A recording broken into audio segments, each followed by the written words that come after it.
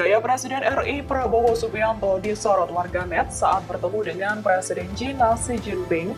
Pasalnya, meski memiliki harta 2 triliun rupiah, Prabowo hanya memakai jam tangan murah saat momen tersebut. Dilansir Tribun News, Prabowo bertemu Xi Jinping pada Senin 11 November 2024.